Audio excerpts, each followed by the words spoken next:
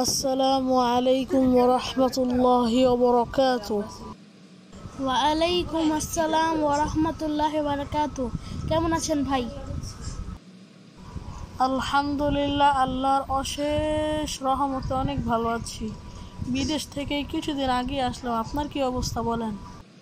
আল্লাহর অশেষ রহমতে আমিও ভালো আছি। আপনার দাড়িগুলো তো অনেক সুন্দর ভাই। জি, আল্লাহর রহমতে আপনার দাড়িগুলো সুন্দর এবং চুলগুলো সুন্দর।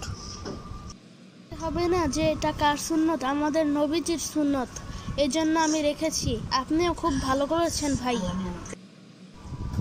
আমিও নবীজির সুন্নতের কারণে বাবরি রেখেছি এবং নবীজির সুন্নতের কারণে দাড়ি রেখেছি।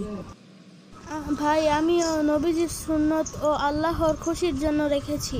অনেক দিন পর বিদেশ থেকে আসলেন, দাওয়াত রইল বাসায়। কালকে শুক্রবার, এই জন্য আপনি আমাদের বাসায় জি, আমার বাসায়ও আপনার দাওয়াত রইল, অবশ্যই আসবেন।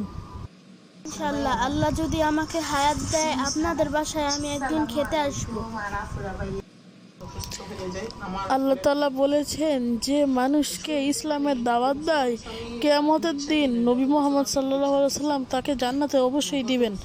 আল্লাহ তাআলা অবশ্যই তাকে জান্নাতে দিবেন ইনশাআল্লাহ। আমার আপনার জন্য কালেমা দাওয়াত রইল, লা ইলাহা ইল্লাল্লাহু মুহাম্মাদুর রাসূলুল্লাহ সাল্লাল্লাহু আলাইহি ওয়াসাল্লাম।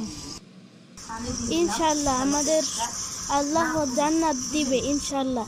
আল্লাহর আশা ভরসা রেখে আমরা একসাথে যদি এভাবে নবীর সুন্নত পালন করে যাই, ইনশাল্লাহ একদিন আল্লাহ আমাদের সবাইকে কালেমা দাওয়াত পৌঁছে দিতে তৌফিক দান করুক, আমিন।